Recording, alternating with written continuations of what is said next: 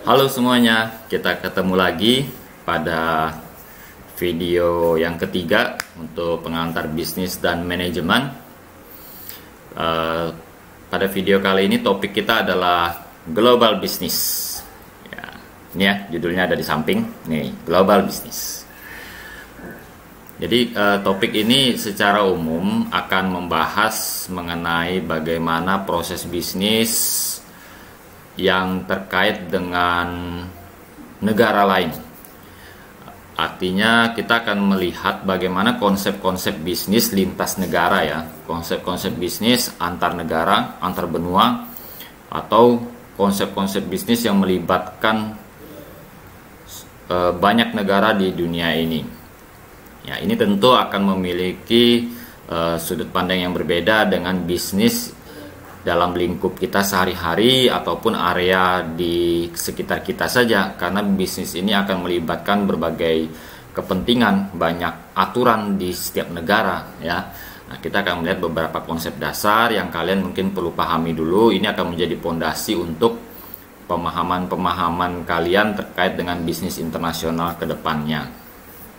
Oke, kita lihat slide yang pertama, yaitu the economic basis for international business. Ada beberapa konsep dasar yang kita perlu pahami. Mungkin di antara kalian ada yang sudah pernah mendengar istilah-istilah ini ya. Saya hanya akan menjelaskan sekilas beberapa konsep dasar terkait dengan international business. Kita lihat.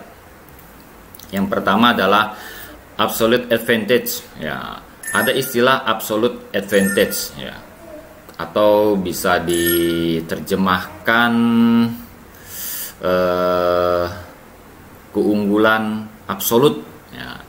Ini definisinya kalau menurut bukunya Pride et al. Ya, adalah kemampuan untuk memproduksi, ability to produce a specific product more efficiently than any other nation. Artinya sebuah negara yang memiliki absolute advantage ini, mereka memiliki kapasitas ya, atau kemampuan untuk memproduksi sebuah barang ataupun jasa misalnya ya, yaitu mereka memiliki kapasitas yang lebih efisien. Mereka bisa lebih efisien untuk memproduksi barang tersebut dibandingkan negara-negara lain ya. Ini salah satu hal yang mendasar, yang penting, yang tentu harus dimiliki oleh setiap negara. Ya, jika sebuah negara memiliki absolute advantage, maka mereka memiliki kesempatan ataupun peluang untuk bisa menjual produknya ini ke negara lain yang belum mampu memproduksi barang tersebut secara efisien misalnya. Ya, ini menjadi hal penting yang kita harus ketahui jika kita ingin meletakkan sebuah negara sebagai negara yang mampu menjual barang, maka tentu dia harus memiliki absolute advantage. Oke, mungkin saya kalau beri contoh ya, kita bicara teknologi deh sekarang ya. Handphone, nah kalian kan rata-rata memiliki handphone. Kita berpikir sekilas sekarang, negara mana yang bisa memproduksi handphone dengan mudah? Nah itu ya, contohnya seperti itu. Ya, kalian pasti akan berpikir langsung negara barat, Amerika, kemudian China sekarang banyak ya. Kemudian termasuk Korea, salah satu negara produsen mobile phone, smartphone khususnya, yang akhir-akhir ini masih menguasai pasaran ya. Nah, mereka adalah contoh-contoh negara, Amerika, China, Korea, Jepang juga mungkin. Itu adalah contoh-contoh negara yang memiliki absolute advantage dalam hal memproduksi mobile phone, smartphone khususnya untuk saat ini. Ya, tentu mereka akan memiliki kesempatan untuk menjual barang ini ke negara lain. Karena seperti Indonesia misalnya. Ya, kalau kita dengar Indonesia mungkin juga ada mulai memproduksi mobile phone dengan merek sendiri misalnya, merek dalam negerinya. Tetapi apakah seefisien mereka? Karena kalau kita bicara efisiensi, maka efeknya nanti adalah ke harga ya. Sebuah produk yang diproduksi dengan lebih efisien, tentu dia akan memberikan dampak kepada harganya yang bisa relatif lebih murah dan bisa terkontrol dengan baik. Itu salah satu contoh ya. Dan negara-negara lainnya ada lagi. Contohnya adalah di bidang agriculture. Agriculture ini produk-produk yang terkait dengan hasil perkebunan misalnya ya. Nah, Di barat sana ada sebuah negara yang relatif berhasil dalam pengembangan produk-produk agriculture mereka, yaitu Brasil misalnya. Ya, Brasil ini dia berhasil memproduksi berbagai macam hasil perkebunan yang mereka ekspor akhirnya ya, karena mereka bisa memproduksi dengan efisien. Mereka ekspornya bukan cuma ke negara-negara sekitar dia, mereka ekspor sampai ke Eropa, ya. Brasil kan kita tahu dia ada di benua Amerika ya. Jadi dia produk dia itu dia ekspor sampai ke Belanda. Ya, saya pernah waktu di sana kita membeli beberapa macam buah ya. Saya tanyalah ke orang di Amsterdam sana di Belanda, ini buahnya dari mana ya?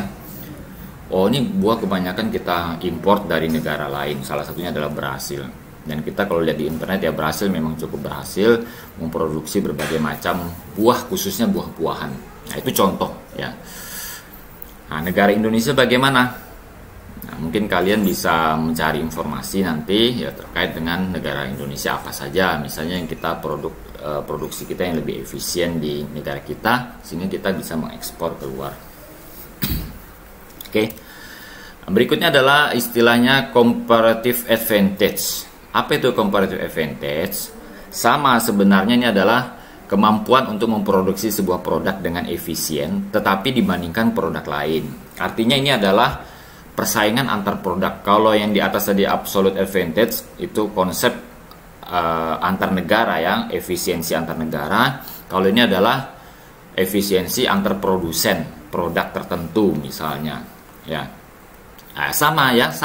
Kita beri contoh untuk mobile phone misalnya. Mungkin kita bisa bandingkan Samsung misalnya ya. Merek Samsung dari Korea, tapi kita tidak bicara negara ya, sekarang kita bicara mereknya. Misalnya Samsung dengan merek lainnya. Misalnya di China ada Oppo, ada Xiaomi dan teman-teman ya, mereka cukup banyak mereknya di China. Nah, kalau kita bandingkan efisiensinya ya, dalam proses produksinya mana yang lebih efisien, itu juga sangat menentukan sebuah produk bisa bersaing di pasar internasional. Mungkin kalau kita lihat Xiaomi misalnya ya, mereka menggunakan strategi bisa berusaha untuk memproduksi produk ya dari negara-negara target pasar dia. Misalnya di India, mereka ada lini produksinya yang cukup besar ya. India salah satu pasar Xiaomi yang terbesar di dunia ya, tentu kita tahu penduduknya yang banyak. Kemudian di Indonesia juga ada produsennya di Batam ya, kita tahu pabriknya ada di Batam ya. Nah, Samsung bagaimana? Apakah dia memiliki konsep seperti itu? Hal ini sangat menentukan efisiensi produksi mereka. Ya, ini disebut dengan comparative advantage. Oke. Kita lanjut konsep berikutnya yang dari tadi mungkin saya sering sebutkan, yaitu ekspor dan import ya. Kalian mungkin sudah sering dengar juga sejak SMA, mungkin SMK dulu sudah ada istilah-istilahnya kalian pernah dengar. Ya, kalau kita bicara ekspor berarti kita bicara menjual ke luar negeri ya. Import berarti kita bicara mendatangkan produk ataupun bahan baku dari luar negeri ke dalam negeri kita. Ya, ini istilah ini sangat umum, saya pikir tidak terlalu rumit untuk kita pahami ya. Oke, kita lanjutkan. Kemudian ada istilah berikutnya adalah balance of payments. The total flow of money into a country minus the total flow of money out of that country over some period of time. Jadi kalau di Indonesia kita sering dengar istilahnya ini ada neraca pembayaran ya. Neraca pembayaran kita bagaimana? Kalau neraca pembayaran kita itu minus, berarti apa? Berarti kita lebih banyak mengimpor barang dibandingkan kita menjual barang keluar atau ekspor ya. Nah, sekarang mana yang lebih baik, minus atau positif ya? Jadi kebanyakan konsep kita adalah kalau kita positif berarti kan kita untung. Oke. Nah, itu hal-hal seperti ini yang terus menjadi perhatian pemerintah khususnya ya, dalam menjaga neraca pembayaran ini agar tetap seimbang ya. Kita tidak bicara mana yang lebih baik, minus dan positif ya. Tentu setiap negara memiliki karakteristik tertentu. Misalnya ya, negara-negara berkembang mereka relatif selalu lebih banyak impor dibandingkan ekspor ya. Nah, jika suatu negara bisa melakukan ekspor itu dengan nilai yang lebih besar dibandingkan impornya, maka negara ini memiliki kapasitas produksi yang lumayan bagus untuk pemenuhan di dalam negerinya, sehingga dia tidak perlu mengimpor barang terlalu banyak. Dan juga tentunya negara ini lebih sering biasanya negara ini memiliki sumber daya yang cukup baik itu sumber daya alam, ya, sumber daya manusia dan sumber daya lainnya, sehingga mereka tidak ketergantungan terhadap bahan baku yang harus impor dari luar. Ada beberapa contoh negara di dunia ini yang memiliki neraca pembayaran yang hampir selalu positif, ya, yaitu Jepang misalnya, ya. Kita tahu Jepang termasuk negara kepulauan yang cukup besar, ya, sehingga mereka memiliki kapasitas sumber daya alam juga yang cukup memadai. Dan kita tahu bagaimana perkembangan teknologi mereka, ya, sehingga mereka relatif selalu bisa positif dalam neraca pembayaran mereka. Ya, tentunya akhir-akhir ini semua negara mengalami kondisi yang kurang mengenakan, ya, karena perdagangan internasional yang menurun secara drastis sejak pandemi ini. Oke, ini adalah konsep dasar yang kita perlu pahami. Oke, ini yang disebut dengan balance of payment atau neraca pembayaran. Nah, konsep-konsep ini baik itu mengenai tadi kita bicara absolute advantage, kemudian comparative advantage, ya, ekspor impor, kemudian neraca pembayaran, ini adalah hal-hal mendasar yang kita harus pahami bahwa hal-hal ini selalu menjadi perhatian dalam proses transaksi perdagangan internasional yang terjadi. Oke, kita lanjutkan, ya. Nah, sekarang kita akan melihat metode-metode untuk memasuki bisnis internasional. Tahapannya seperti apa, hal-hal apa yang perlu diperhatikan, ini akan kita diskusikan, ya. Ini ada beberapa cara awal yang bisa dilakukan sebuah perusahaan atau entitas bisnis untuk masuk ke dalam perdagangan internasional. Yang paling banyak terjadi juga adalah yang pertama adalah licensing. Nah, licensing ini seperti apa konsepnya? Licensing ini kita melihat secara simpel, licensingnya adalah merek, ya, sebuah merek. Ini contohnya sebuah merek yang bisa dihasilkan oleh negara lain, ya, tetapi mereka memiliki izin yang khusus yang didapat dari pemegang merek yang utama. Contohnya adalah merek-merek sport, ya. Beberapa yang saya tahu beberapa merek alat olahraga, yaitu adalah sistemnya adalah licensing. Artinya mereka menggunakan di Indonesia, contohnya di Indonesia, ya, untuk memproduksi produk-produk olahraga ini, mereka harus mendapatkan izin dari pemegang merek utamanya di negara asalnya, ya, yang belum tentu di Indonesia. Kebanyakan jika alat-alat olahraga yang kualitasnya relatif lebih tinggi, itu kebanyakan memang negara asalnya berada di Amerika maupun negara Eropa lainnya, ya. Itu konsep licensing, ya. Jadi dengan lisensi ataupun izin yang dimiliki, ya, produsen di Indonesia bisa memproduksi barang tersebut, ya, memproduksi barang tersebut kemudian menjualnya. Tentu hal-hal ini ada standar-standar yang harus dipenuhi, misalnya standar kualitas, ya. Kita tidak bisa sembarangan mendapatkan izin kemudian memproduksi dengan kualitas yang kita inginkan. Tentu kualitasnya adalah sesuai dengan standar yang sudah disepakati oleh pemegang merek utama. Ya, ini contohnya, ya. Kemudian ada contoh-contoh yang lainnya lagi, kalian bisa cari di internet, banyak sekali bagaimana sistem bisnis internasional menggunakan licensing ini. Kemudian yang kedua adalah exporting. Ini jelas tadi kita sudah berikan contoh di awal konsepnya mengenai exporting, ya.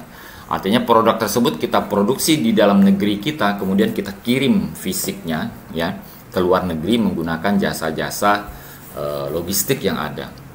Nah, sekarang pada era saat ini, ya, perdagangan internasional memang meningkat sangat tajam karena apa? Perkembangan teknologi dan sistem logistik yang sangat efisien. Jadi dua hal ini adalah salah satu faktor utama yang mendorong proses perpindahan barang dan jasa antar negara itu menjadi lebih efisien dan lebih cepat, lebih mudah, ya, sehingga perdagangan internasional berkembang sangat pesat beberapa tahun terakhir ini, ya. Oke, ini exporting, ya, sudah jelas, ya. Nah, contoh yang ketiga dalam memasuki international business ada yang disebut dengan joint ventures, ya. Kalau di antara kalian pernah dengar joint ventures, ya, nah istilah joint ini kita mungkin sudah sering dengar, ya. Salah satunya adalah join you first, ya, artinya kita bergabung, ya. Join ini artinya kita bergabung, menggabungkan kapasitas yang ada, menggabungkan sumber daya yang ada, menggabungkan banyak hal lainnya, ya. Nah, joint ventures ini memiliki beberapa keuntungan. Tentunya yang paling pasti adalah sumber daya yang menjadi kekuatan baru yang bergabung dari beberapa unit bisnis. Ini contohnya adalah Toyota dan Panasonic, ya. Toyota dan Panasonic, yang saya dapat informasinya adalah mereka membangun sebuah joint ventures untuk membangun sistem mobil listrik, ya, baterai dan lain-lain pendukungnya. Nah, Toyota dan Panasonic ini mendirikan sebuah joint ventures, perusahaan baru, ya, yang fokus untuk membangun pendukung dari mobil listrik, khususnya baterai. Nah, kita tahu Panasonic banyak bergerak di bidang elektronik, ya. Contohnya adalah baterai, salah satunya produk mereka, dan Toyota kita tahu produsen mobil, sehingga dua perusahaan ini mendirikan joint ventures, ya, bergabung untuk membuat produk baru. Nah, itu contohnya, ya. Oke, kemudian yang berikutnya adalah totally owned facilities, ya. Ini dari definisinya kita bisa melihat sekilas, artinya ini adalah perusahaan yang memiliki sumber dayanya sendiri di negara tujuan, ya. Contohnya di Indonesia juga banyak, ya, perusahaan-perusahaan asing yang menanamkan investasi di Indonesia, kemudian mereka mendirikan pabrik, menjalankan usahanya, ya, meng-hire karyawan, merekrut karyawan, oke. Kemudian mereka juga memiliki aset-aset tertentu, ya. Nah, itu semua disebut totally owned facilities. Kalau di Indonesia kita biasa bisa melihatnya banyak, contohnya adalah di industrial park atau kawasan industri di Indonesia, ya, beberapa di Pulau Jawa ada, termasuk di Batam juga ada. Nah, ini ada beberapa perusahaan yang menginvestasikan, ya, mereka berinvestasi dan memiliki fasilitasnya sendiri untuk memproduksi di negara tersebut. Nah, ini contoh. Kenapa mereka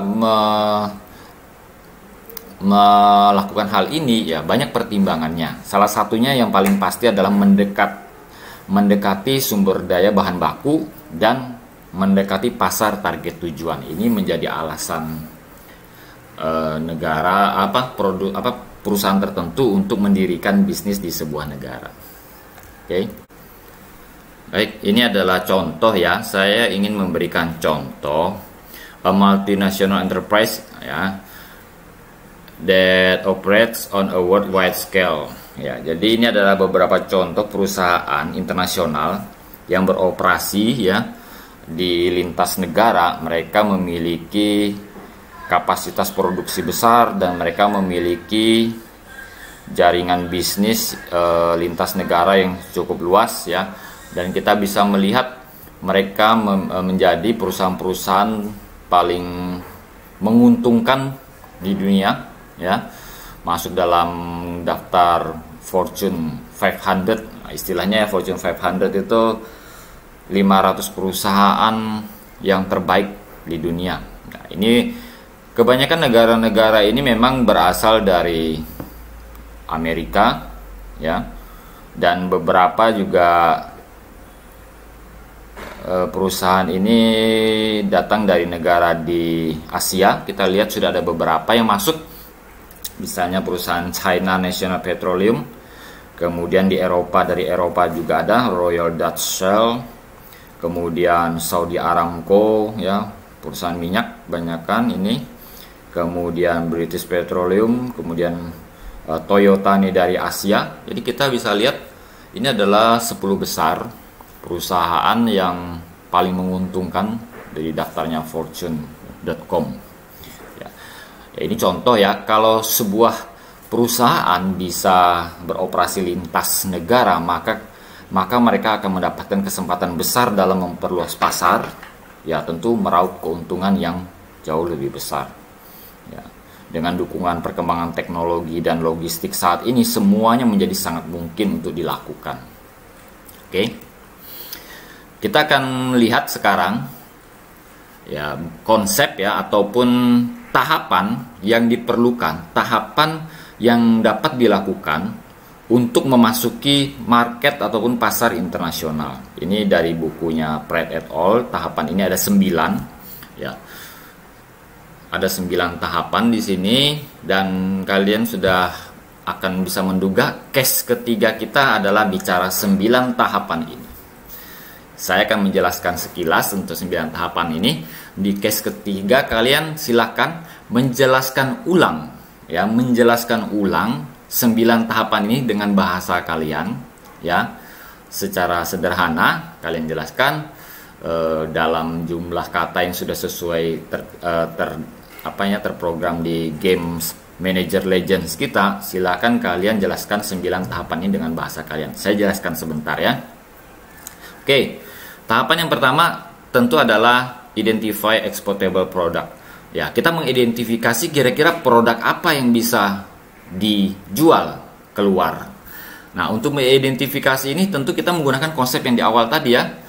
Ya, keunggulan apa yang dimiliki oleh produk kita atau keunggulan apa yang dimiliki oleh negara kita. Itu yang pertama kita harus lakukan. Oke. Kemudian identify key foreign markets for the product. Ya, determine who the customers are, pinpoint what and when they will buy. Jadi kita bicara pasar sekarang. Ya. Pasar mana yang kita target? Nah, kalau kita sudah punya produk kan kita akan mentarget pasar mana yang kita target, negara mana yang kita tuju misalnya. Ya, kemudian analyze how to sell, ya, ini yang ketiga, analyze how to sell in each priority market. Nah, ya, kita di sini melihat bahwa method will be affected by product the characteristic and unique features of country market. Analyze how to sell in each priority market. Nah, di sini konsep yang ketiga adalah kita menyusun strategi bagaimana menjual produk kita ke negara tersebut. Ya, mungkin kita bicara apa ya? Tahapan-tahapannya seperti apa saja? Ketentuan apa yang berlaku di negara tersebut misalnya ya. Nah, kemudian yang keempat adalah kita mulai menghitung ya biaya-biaya, harga jual, proses pembayaran, ya, teknik-teknik pembayaran. Ini juga perlu kita sudah mulai pelajari bagaimana ke depan caranya akan dilakukan. Kemudian estimate resource requirement and returns, ya, memperhitungkan biaya yang diperlukan, kemudian potensi keuntungan itu mulai diperhitungkan. Tahap kelima, establish overseas distribution network. Nah, kita mulai membangun jaringan, ya, membangun jaringan untuk mulai memasarkan produk kita. Kita harus tahu di negara tujuan kita ada pihak-pihak mana yang bertanggung jawab. Misalnya di Amerika ada lembaga pemerintahnya yang mengatur regulasinya. Kita harus bangun kerjasama komunikasi dengan mereka, ya. Itu tahap ke-6. Kemudian yang ke-7, determine shipping, traffic, and documentation procedures and requirements. Kita perjelas, kita mulai membuat list yang lebih detail, ya, proses pengiriman barang seperti apa caranya, ya, packaging yang standar seperti apa untuk keamanan di lalu lintas, di proses perjalanan, kemudian sarana transportasi apa yang kita gunakan, darat, air, laut, ya. Kalau negara-negara kita berbatasan darat, tentu lebih efisien biasanya menggunakan darat, kereta api, dan lain-lain. Tapi kalau negara itu berbatasan laut, maka harus diperhitungkan apakah lewat udara atau lewat laut. Ya, ini semua harus diperhitungkan. Tahap ke-7 ya. Kemudian di 7 juga termasuk semua hal yang terkait dengan perizinan perjalanan dan dokumentasi perjalanan barang tersebut. Nah, yang ke-8 adalah mulai mempromosikan produk melalui, biasanya ada istilahnya, ada expo internasional, kemudian lewat media massa, komunikasi, iklan, ya. Ada trade show, ya, sejenis exhibition dan expo yang ada itu sering dilakukan di berbagai negara untuk membuka kesempatan pasar negara lain untuk masuk dengan produk-produk unggulannya, ya. Dan yang tahap terakhir adalah menganalisis, continuously analyze current marketing, economic and political situation. Ya, tahap ke-9 ini kita merangkum secara umum, ya, menganalisis kembali dari awal sampai akhir proses kita sudah baik, kemudian kita melihat kondisi lingkungan, politik, dan perkembangan ekonomi dunia apakah masih stabil untuk kita lakukan proses pengiriman produk kita. Ya, jika oke, maka semua tinggal dieksekusi. Maka ini adalah 9 tahapan yang disampaikan di bukunya Pride, dan ini ada cukup detail ya. Kita bisa melihat bagaimana proses awal mulai dari ide produk apa yang akan dikirim sampai ke tahapan akhir. Nah, silakan kalian jelaskan kembali di Manager Legends. Oke, kita lanjut ya. Tentu dalam melakukan bisnis internasional tidak segampang yang kita bayangkan. Oh, saya punya barang, saya kirim, dia akan beli gitu ya. Tidak sesederhana itu. Banyak hal yang menjadi barrier atau penghalang sebenarnya. Ya. Kita akan melihat beberapa konsep. Yang pertama adalah tarif. Ya. Tarif ini kita bicara tarif berarti bicara biaya atau uang. Uang secara fisik. Nah, mengapa harus ada tarif? Banyak kepentingan yang terjadi di sini. Misalnya begini, Indonesia tidak mungkin ya membebaskan produk-produk dari luar masuk secara bebas ya tanpa melindungi pasar dalam negerinya. Saya beri contoh misalnya bawang putih. Nah ya, bawang putih. Atau nggak usah yang terlalu rumit, beras. Nah, Indonesia itu katanya sampai sekarang masih mengimpor beras. Padahal kita juga bisa menanam sendiri ya, tapi kebutuhan dalam negeri yang cukup besar dihitung-hitung tidak cukup ya, akhirnya terpaksa harus melakukan impor. Nah, tetapi apakah kita bisa mengimpor secara bebas? Nah, ini hati-hati karena negara ini harus menjaga bagaimana harga di dalam produk beras dari asli petani kita itu tetap stabil. Ya. Bayangkan kalau impor ini bebas, beras masuk ya, beras yang lebih murah ya masuk, bisa-bisa harga hasil pertanian beras di dalam negeri ini akan hancur ya. Dan ini tentu sangat merugikan banyak pihak, bukan cuma petani ya, negara ini juga mengalami kerugian ya, seperti tadi saya sampaikan di awal, yaitu neraca pembayarannya akan semakin besar selisihnya. Nah, sehingga pemerintah melakukan tarifnya ini artinya begini, misalnya kita mengambil beras dari negara Vietnam misalnya. Nah, saat Vietnam akan mengirimkan beras ke sini, maka beras mereka akan dikenakan tarif tertentu, biaya tertentu ya, sebesar berapa persen misalnya dari produknya. Nah, itu biaya harus mereka bayarkan tambahan dan masuk ke negara. Biaya tersebut ya, penghasilan tersebut, tarif tersebut akan diterima negara, dan ini tentu akan menjadi pertimbangan negara Vietnam untuk mengirim beras terlalu besar. Artinya akan ada biaya besar yang harus dibayarkan, biaya tambahan atau tarif yang harus dibayarkan. Nah, ini salah satu strategi yang biasanya diterapkan oleh negara tujuan ya, negara tujuan untuk menahan produk dari luar. Dan ini terjadi yang biasanya disebut dengan perang tarif atau perang dagang. Kalian mungkin sudah sering dengar beritanya, Amerika dan China ya saling memberikan tarif terhadap produk negara pesaingnya ya, negara saingannya gitu ya. Misalnya China memberikan tarif yang tinggi terhadap produk Amerika, Amerika juga memberikan tarif yang tinggi terhadap produk China. Tujuannya cuma satu, yaitu mengontrol masuknya barang-barang tersebut dari China misalnya ke Amerika atau dari Amerika ke China. Ini contoh restriction ataupun halangan ataupun barrier ya, penahan untuk kelajuan dari international business ini. Kemudian yang kedua ada juga yang disebut dengan non-tarif barriers, yaitu hal-hal yang menghambat perdagangan internasional tapi bukan berupa nilai uang ya. Ini biasanya berupa kebijakan pemerintah, misalnya kuota ya. Pemerintah mengatur melalui peraturan pemerintah kuota yang boleh masuk. Artinya contohnya simpelnya begini, kita boleh impor beras dari Vietnam tapi batasnya hanya sekian ton. Nah, ini diatur oleh pemerintah untuk menjaga kestabilan jumlah produk. Kalau kita ingat konsep kita yang dulu, permintaan dan penawaran ya, kita kan sudah tahu kalau barang terlalu banyak maka harga akan turun misalnya. Nah, itu harus diperhitungkan oleh pemerintah agar tidak menjatuhkan harga produk dalam negeri. Maka pemerintah membatasi barang tersebut jumlah tertentu untuk masuk ke dalam Indonesia. Oke.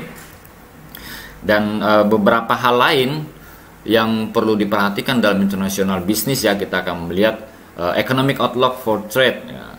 Kita lihat bahwa tidak bisa dipungkiri international business memberikan dampak yang positif juga untuk perkembangan negara-negara tertentu ya. Kita bisa melihat beberapa negara Asia ya mengalami atau mendapatkan keuntungan sebenarnya dari perdagangan internasional yang lebih terbuka luas ya. Mereka bisa menjual produk-produk mereka yang mungkin di negara-negara maju belum ada ya, mereka bisa mendapatkan kesempatan untuk memasarkan produk mereka ke negara maju tersebut.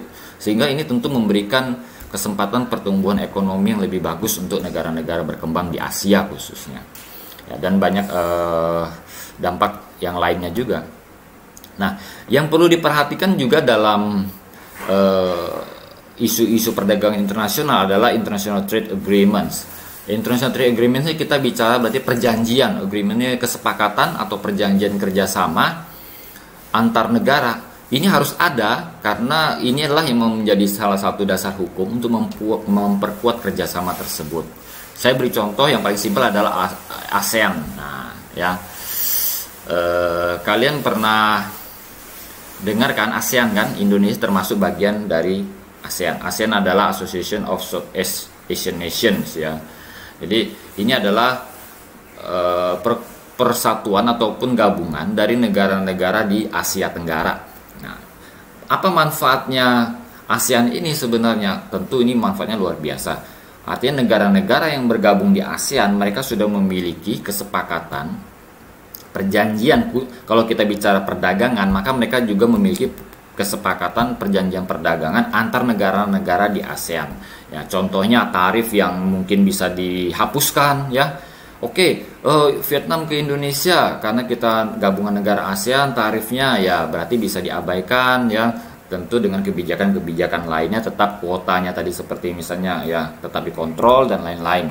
Ya, tetapi ini memberikan banyak keuntungan sebenarnya bagi negara-negara yang bergabung di dalam perjanjian kerjasama tersebut. Dan banyak lagi asosiasi international trade agreements yang ada di dunia ini, yaitu semua tujuannya untuk saling memperkuat kerjasama yang ada. Tentu Indonesia kalau jika ingin masuk ke pasar internasional yang lebih luas harus banyak mengikuti international trade agreements yang ada yang bisa memberikan dampak positif bagi negara kita misalnya. Yang ketiga adalah financing international business. Ini juga menjadi isu yang cukup menarik ya, karena tidak semua negara mampu mendanai semua proses produksi mereka untuk ekspor misalnya. Beberapa negara yang masih belum berkembang misalnya ya, mereka mungkin memiliki produk yang bisa dijual ke negara lain. Tetapi ternyata kapasitas produksi mereka tidak memadai, maka mereka bisa menggandeng beberapa lembaga keuangan internasional untuk pendanaan. Ya. Nah, termasuk negara-negara tertentu yang memerlukan bahan-bahan yang sangat penting, misalnya obat ya. Nah, kondisi seperti ini kan jelas terlihat bahwa banyak negara yang sebenarnya memerlukan obat-obat pendukung untuk kesehatan masyarakatnya, tetapi mereka tidak mampu membayar obat tersebut untuk membelinya dari negara lain. Disinilah peran lembaga-lembaga keuangan internasional bisa memberikan pinjaman, bantuan, dan kredit macam-macam yang tersedia di dalam produk mereka untuk membantu sebuah negara untuk keluar dari masalah tersebut. Nah, ini saya beri contoh, ada kalau di Asia ada namanya Asian Development Bank, salah satu lembaga keuangan internasional yang juga banyak berperan aktif dalam proses perdagangan internasional yang terjadi.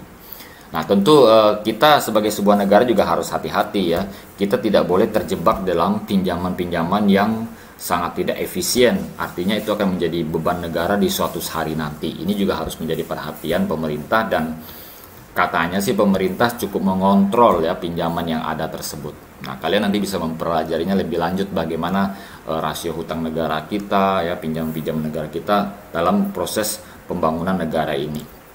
Oke, ini isu yang sangat penting juga dalam perdagangan internasional. Oke, kita simpulkan ya, jadi beberapa konsep yang sudah kita pelajari dalam topik international business, kita bisa melihat di sini kita bicara konsep-konsep dasar mengenai economic basis for international business tadi, kemudian bagaimana tahapan-tahapan ataupun strategi dan cara untuk masuk ke perdagangan internasional. Kita lihat tadi ada beberapa tahapannya, kemudian hal-hal apa saja yang harus diperhatikan, bagaimana metode-metode untuk masuk ke dalam pasar internasional tersebut, mulai dari licensing, ya, joint ventures dan lain-lain, ya, dan tahapan-tahapannya. Kemudian restriction, hal-hal apa yang bisa menjadi penghambat, ya. Kalau saya sih pribadi berpikir ini lebih ke pengontrol, ya. Jadi kita tidak berpikir itu sebagai penghambat, tapi tarif dan kuota misalnya yang diterapkan oleh sebuah negara itu sebenarnya menjadi hal yang untuk mengontrol, ya, mengontrol bagaimana perdagangan internasional ini bisa tetap seimbang, saling menguntungkan antar negara tersebut. Dan isu-isu yang lain tadi kita bahas, ya, ini menjadi hal penting yang perlu kita pahami sebagai awalan kita untuk memahami perdagangan internasional. Oke, baik semuanya, demikian ya topik yang ketiga ini, semoga bisa bermanfaat. Silakan kalian pelajari dengan baik dan boleh diselesaikan case kita di Manager Legends nanti. Kita ketemu di kelas untuk diskusi, ya. Oke, sampai jumpa.